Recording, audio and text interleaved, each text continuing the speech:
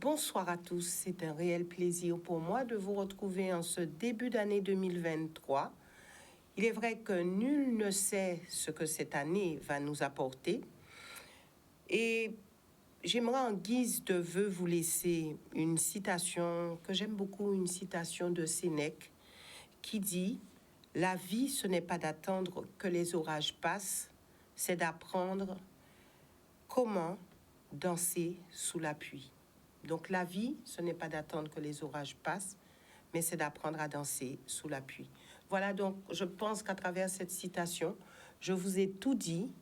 En tout cas, je suis vraiment ravie de vous retrouver en ce début d'année pour la première émission. Et ce soir, nous partirons du côté de la commune de Petit Canal avec son maire, Blaise Mornal, qui aura certainement à cœur de vous adresser des vœux, peut-être des vœux particuliers, mais en tout cas, nous essaierons de faire en sorte que cette année, nous puissions pas trop mal la passer et pouvoir avancer main dans la main.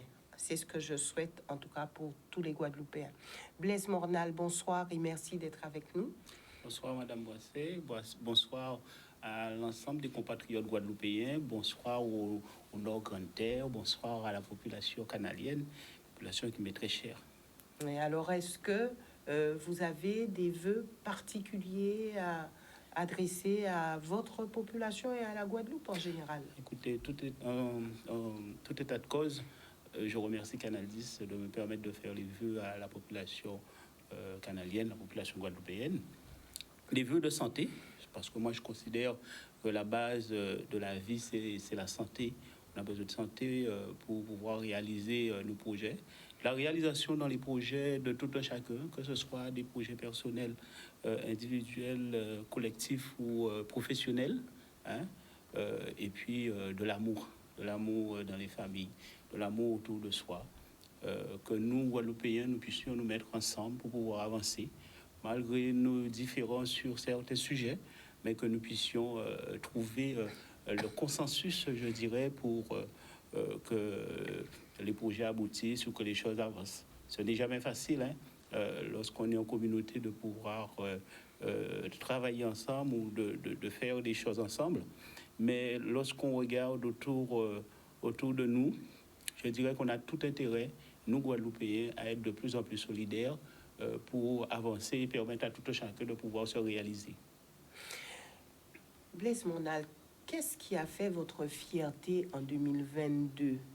Et je précise, qu'avez-vous fait pour améliorer le quotidien de votre population?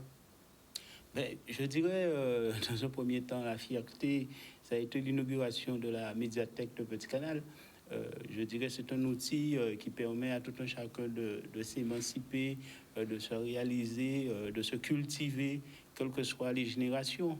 Et donc, pour moi, c'est une de nos fiertés, en tout cas, nous, la majorité en place, car cela nous tenait à cœur. Et donc, on a pu inaugurer en début d'année 2022 la médiathèque de Petit Canal. Aujourd'hui, c'est un outil qui fonctionne très bien et où toutes les générations se retrouvent. Donc, ça, c'est la fierté de 2022. Et en termes d'amélioration du quotidien, on sait que les attentes étaient profondes, les attentes étaient, je vais dire, très ciblées. Alors, est-ce que vous avez pu agir et avez-vous le sentiment d'avoir amélioré le quotidien? 2022, c'était la période de reprise, je dirais, au sein de la collectivité, où on a eu un moment de ralentissement dans les différents projets, de par la situation sanitaire qu'on a traversée. 2022, on a pu reprendre les choses, on a pu redynamiser le territoire. C'est ainsi que déjà on a pu repartir avec la fête communale, hein, la fête du bourg. On a pu redonner vie dans les sections en s'appuyant sur les associations, les forces vives, ramener de la culture, permettre, je dirais, à nos artistes aussi de pouvoir s'exprimer. Nous savons tous qu'ils ont traversé un moment difficile. Donc, ils étaient aussi dans l'attente. Et donc, nous, collectivités, nous élus, nous responsables, c'est notre devoir aussi de pouvoir apporter notre contribution, les accompagner. Et puis aussi, à travers le CCAS, tous ceux qui étaient dans la difficulté de cette période Covid, il a fallu leur tendre la main, être à leur côté. Et donc là aussi, ça a été un travail, je dirais, avec beaucoup d'affinité. Il fallait véritablement être à l'écoute. Et c'est ce que nous avons fait. Et je suis fier, en tout cas, que les élus de ma majorité se soient impliqués pour qu'on puisse être au plus près de la population. Y a-t-il eu quand même des domaines dans lesquels vous n'avez pas pu atteindre vos objectifs? Des domaines où nous n'avons pas pu... Oui, tout à fait, parce que j'ai des projets aussi qui étaient prévus pour la pose, je dirais, de la première pierre en 2022, qui n'ont pas pu se réaliser, mais pas faute d'avoir essayé, hein, mais c'est que, vous savez, il y a des normes qui bougent, il y a des choses qui évoluent, donc il a fallu remouliner par rapport au retard que nous avons eu par rapport à la situation Covid. Et aujourd'hui, on est dans les starting blocks, en tout cas, pour pouvoir redémarrer et faire en sorte que les premières pierres puissent se poser. Avez-vous eu à cœur de regarder en arrière et de jauger un petit peu, je vais dire, la situation dans votre commune? Et vous avez fait des promesses lors des dernières élections municipales. À quel point vous en êtes? Ce qui est intéressant, c'est que déjà, dès la première mandature, on avait mis en place une stratégie qui nous permettait d'avoir une lisibilité sur nos avancées, mais aussi d'être transparent vis-à-vis de la population. Nous avons, je dirais, un carnet de route avec des projets à long terme, moyen terme et court terme. Donc tout ce qui est court terme, nous les avons réalisés. L'exemple de la médiathèque, qui était un projet de long terme de la première mandature, nous avons pu réaliser en début de deuxième mandature. Il y a des projets aussi d'envergure. Hein. En disant ça, je pense à l'aménagement du port de pêche de Petit Canal, qui nécessite, je dirais, un travail de fond, qui nécessite qu'on compte les institutions, ça prend du temps. Mais en tout état de cause, nous avançons petit à petit. Et je remercie au passage l'implication de certains agents à qui j'ai confié des missions et qui certes ont pris du retard, mais je me rends compte qu'ils sont au travail, ils apportent leur contribution et ils font tout en sorte, en tout cas, pour que les choses aboutissent. Est-ce qu'on peut dire que vous êtes fier de votre équipe, hein, de l'équipe municipale, puisque c'est vrai que les projecteurs sont sur le maire en général, mais il y a une équipe derrière. Et est-ce qu'elle a pu travailler convenablement? Est-ce que vous pouvez vous appuyer sur cette équipe? Vous savez, c'est ça ma fierté. C'est-à-dire que j'ai autour de moi des hommes et des femmes qui s'impliquent. J'ai autour de moi des jeunes aussi qui s'impliquent en politique et qui remplissent la mission que je leur ai accordée et qui apportent leur contribution, qui sont volontaires. Et ça, je dis, c'est ça la force de l'équipe de Petit Canal, parce que tout le monde met la main à la pâte. C'est vrai, comme je le dis souvent, c'est moi que l'on voit, mais je ne peux pas faire tout. Je me fais représenter bien souvent. Est-ce que vous savez déléguer? Mais c'est ça ma force, justement. Je pense que c'est ça ma force et ça me laisse le temps aussi, un peu de temps pour moi aussi, parce que, vous savez, lorsque vous êtes impliqué, vous avez besoin de vous ressourcer. Et c'est parce que je m'appuie sur mes élus que j'arrive à me ressourcer et à faire en sorte d'être le plus efficace possible. 2022, nous avons vu aussi sur Petit Canal un certain nombre de changements. Hein, vous imaginez, j'ai changé de DGS, qui était avec moi depuis la première mandature. C'est jamais évident, je vous le dis, de pouvoir trouver quelqu'un où il y a une certaine compatibilité. Que s'est-il passé avec l'ancien DGS? Il est parti à la retraite. Hein, Simplement. Il est parti à la retraite, donc il fallait le remplacer. Bon, vous savez, il y a des gens qui travaillent longtemps et puis à un moment, le moment arrivé, ils doivent passer la main. Et donc mon CDG est parti à la retraite, il a passé la main. J'ai eu à changer de directeur de cabinet. J'ai pris Alors, un jeune. Lui aussi parti à la retraite? Non, lui, il est parti sur autre chose. Et donc j'ai pris un jeune qui était volontaire, qui avait démontré qu'il était en capacité de faire les choses. Et donc je lui ai donné la chance de pouvoir s'exprimer et les choses avancent. J'ai eu à recruter C'est une année des changements. Un responsable technique. Hein, vous savez comment il est important d'être en contact avec la population, tout ce qui concerne la propreté, tout ce qui concerne, je dirais, les demandes de la population. Donc là aussi, on s'est organisé, on s'est renforcé. Et récemment, j'ai recruté aussi et j'ai renforcé la police municipale. Et donc, je suis encore dans une démarche de renforcement de la police municipale pour pouvoir apporter de la proximité à la population, pour pouvoir apporter de la sécurité sur le territoire. Alors, est-ce qu'on peut dire, maintenant, on passe sur un autre volet, puisque nous aurons l'occasion, durant cette année 2023, de revenir sur chaque, je vais dire, volet de votre action. Est-ce que l'intercommunalité vous a été bénéfique en 2022? Quand vous regardez, est-ce que vous vous dites, oui, cette intercommunalité nous a porté? Bon, la chance que nous avons dans le Nord-Grande-Terre, c'est que nous avons une intercommunalité qui se porte en bonne santé financière. Donc, ça, c'est une chose importante. Ça veut dire les compétences qui sont portées par la communauté sont assurées et nous avons mis en place aussi une bonne relation avec les techniciens de la communauté sur les compétences qui ont été transférées pour pouvoir éventuellement avoir un contact et que nos demandes et les demandes des administrés soient entendues. Il y a toujours à améliorer les choses, hein, bien sûr. Mais je suis assez satisfait. Je prends pour exemple la distribution de l'eau dans le Nord-Grande-Terre. Je ne sais pas si la population se rappelle, hein, et il y a quelques années, une dizaine d'années, dès qu'il y avait un problème d'eau, c'était d'abord dans le Nord-Grande-Terre. Et bien aujourd'hui, nous avons fait nous avons fait les bons choix qui ont permis aujourd'hui que l'on puisse éviter pas les coupures, mais les opérations de tournante d'eau sur le territoire. Et donc aujourd'hui... Quand vous dites nous avons fait le bon choix, quel est ce choix? Rappelez-le à cette population. Le choix, c'était de faire des investissements au bon moment sur les usines de transformation et de traitement de l'eau. Hein.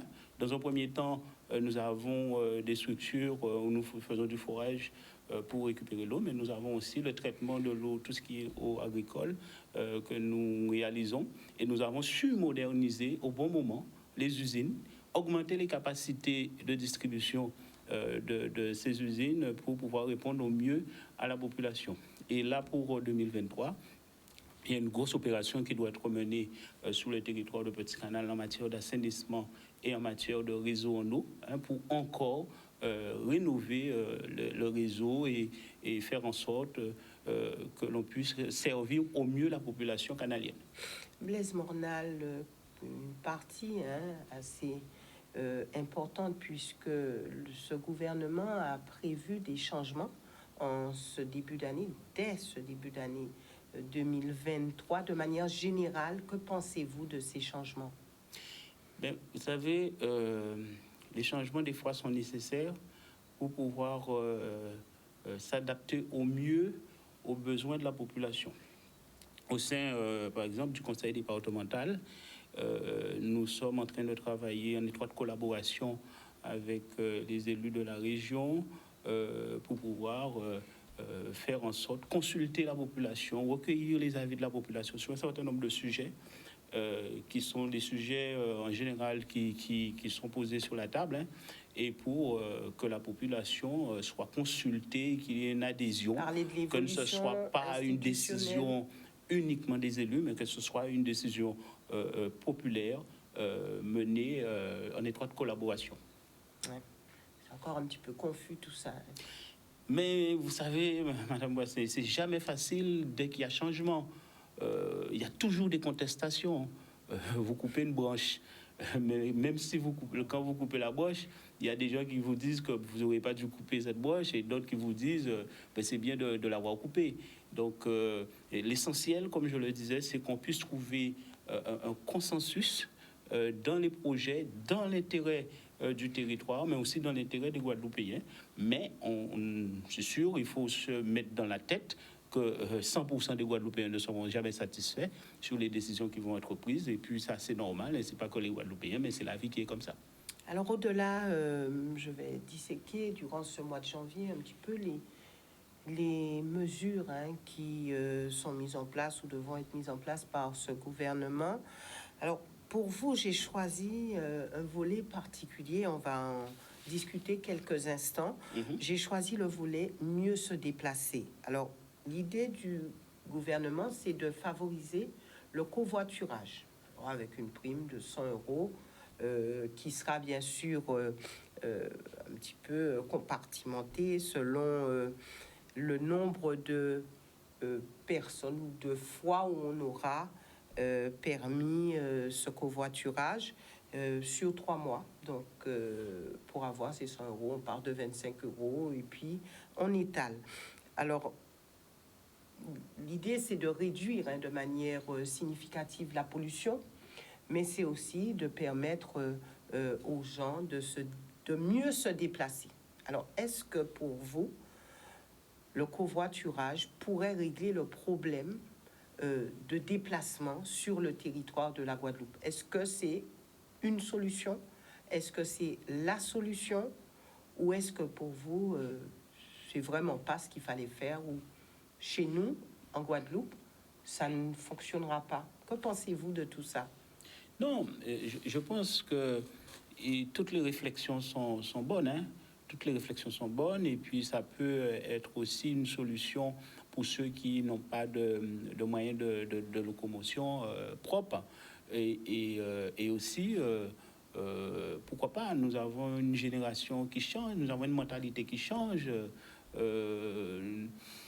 Moi, je me rappelle, dans le temps, je faisais du stop pour aller à l'école quand j'avais manqué le car.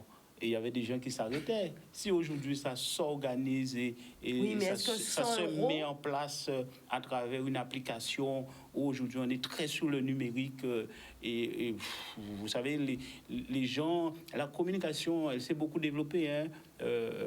Les gens ont beaucoup de facilité à pouvoir discuter ou aborder quelqu'un. Je pense que ce sont des choses qui peuvent être mises en place avec une connaissance de la personne. Est-ce que 100 euros, ça peut être une mesure incitative, une prime suffisante pour que les gens puissent se dire, bon, ok, j'irai vers le covoiturage? Pourquoi pas? Pourquoi pas? Bien souvent, on sort du même endroit, peut-être à 100-200 mètres, pour aller travailler dans la même zone ou dans la même ville, et on prend tous la voiture. Alors que ça peut être un moyen de faire des économies, hein, et puis ça peut être un moyen aussi social.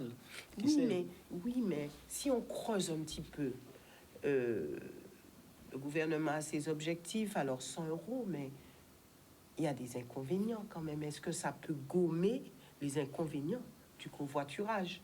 Ben, il y a des inconvénients dans tout.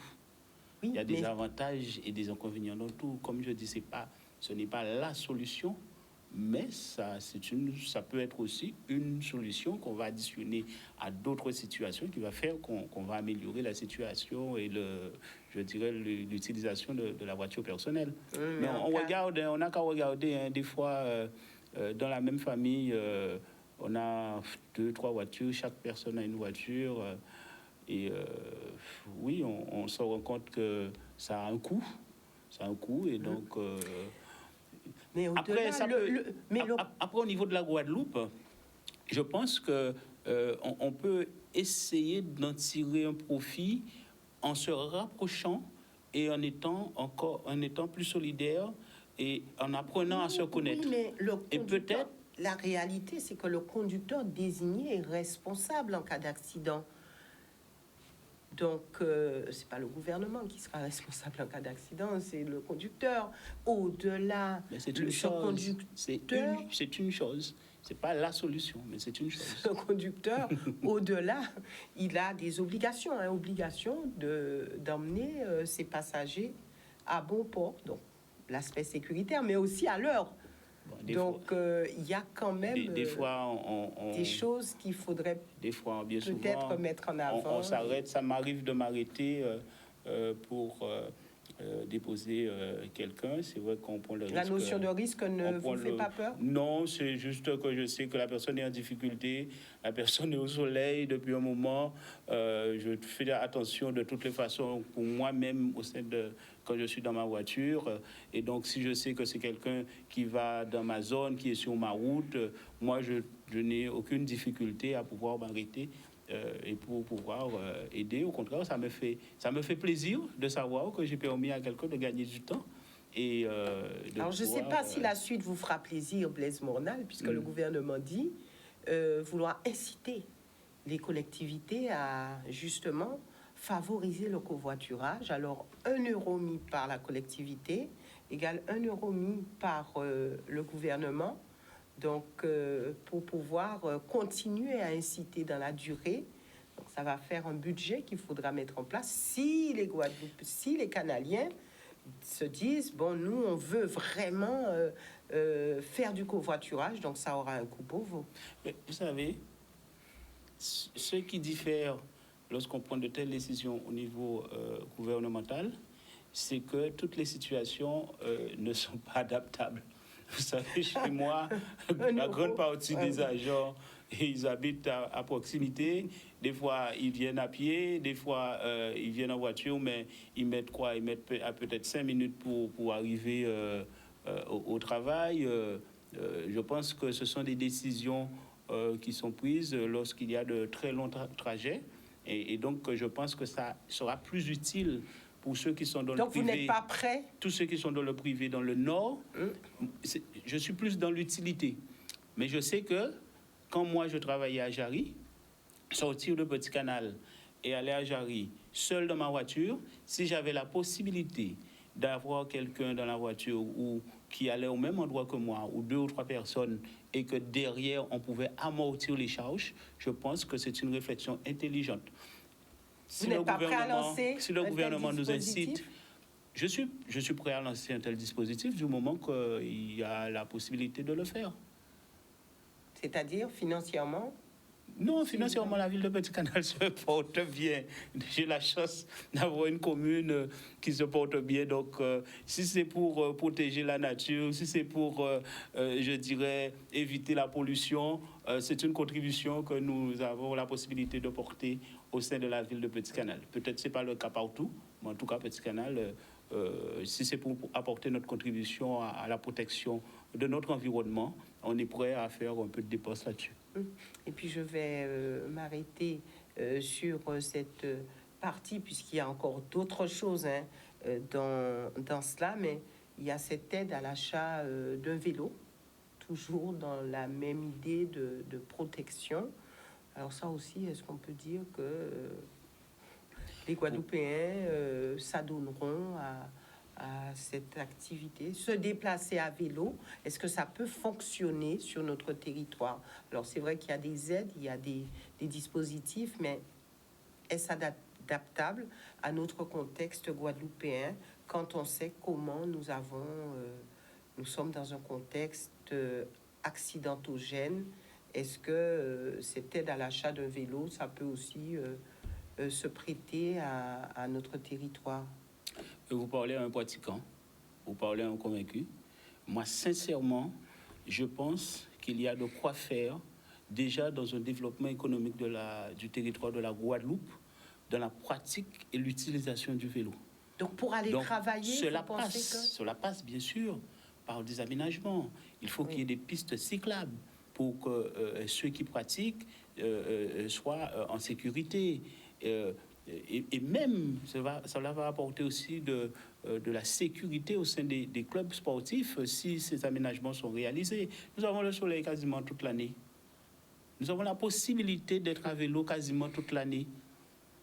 Nous voyons dans toutes les grandes villes européennes que l'utilisation du vélo se fait et que ça apporte un développement, ça crée des emplois, ça crée une activité. Cependant, le risque zéro n'existe pas. Autant que ça peut se faire qu'on ait un accident en voiture, on peut avoir un accident à vélo aussi. Mais si nous faisons les aménagements nécessaires, je pense que c'est possible. De toutes les façons, au niveau de Petit Canal, je suis dans une réflexion déjà pour réaliser des aménagements, pour permettre le déplacement et la visite des sites sur le territoire en créant un circuit pour que ceux qui nous visitent puissent faire ces visites-là à vélo, se déplacer à vélo au sein de la ville. Mais je pense que sincèrement, et particulièrement le Nord Grande Terre, où il est très facile de pouvoir réaliser des pistes cyclables sans faire trop de dépenses parce que nous avons un accotement qui existe déjà, nous n'avons pas trop de dénivelé. Donc, nous avons la possibilité de réaliser facilement 80 à 100 km de pistes cyclables pour permettre à la population de se déplacer. Et je suis persuadé... Donc, aller faire ses courses à vélo, aller travailler à vélo, ça, c'est possible. Vous savez, j'ai une admiration pour la ville de Port-Louis. C'est une ville où c'est quasiment plat. Et je vois des aînés de 70, 75 ans qui pratiquent encore le vélo et qui sont à vélo. Mais là, c'est loisir. Mais c'est du loisir. Autant que c'est loisir, autant ça peut être aussi pour aller travailler, autant il faut apporter les aménagements aussi dans les collectivités, dans les entreprises, pour que les gens, en arrivant, puissent avoir un lieu pour se changer, etc., etc. Et puis, ça peut jouer sur la santé aussi. Oui. C'est une manière aussi de faire du sport, d'une manière ou d'une autre. Moi, je me vois très bien sortir de chez moi et aller en mairie à vélo. Et rentrer, pareil, le soir ou en fin de journée, reprendre le vélo et repartir pour rentrer chez moi. Voilà, donc c'était cette partie changement pour 2023. Il faut dire que ça existe, les aides existent déjà, mais elles seront renforcées pour 2023. Maintenant, Blaise Mornal, merci d'être venu sur ce plateau. Il est vrai que sur le volet mieux se déplacer, il y a encore d'autres propositions, en tout cas d'autres mesures qui sont prises par ce gouvernement. Mais nous nous arrêterons ce soir. Et je pense que chez nous, là, et nous reviendrons ultérieurement. Le transport collectif aussi oui. a un rôle important à jouer et que nous devons aussi travailler dans ce sens. Voilà. En tout cas, merci d'être venu sur ce plateau. J'aimerais juste dire une dernière chose. Je tiens à faire savoir à la population que j'ai prévu de faire les vœux à la population le 21 janvier à 18h30. Ce sera sur le site de Duval. Donc, d'ores et déjà, je convie la population en Catanio pour nous partager. Dans un premier temps, qui font un bilan. Dans un deuxième temps, on va parler des projections. Et donc, toute l'équipe sera autour de moi. Et nous serons vraiment en étroite collaboration, en discussion, en échange avec la population. Vous dites le 21 janvier sur le site de Duval. C'est ça. À quelle heure? 18h30. Merci Blaise Mornal d'être venu sur ce plateau. Merci aussi à vous, téléspectateurs, de nous avoir suivis. Nous nous retrouvons demain pour une autre émission politique avec un autre maire. Excellente soirée à tous.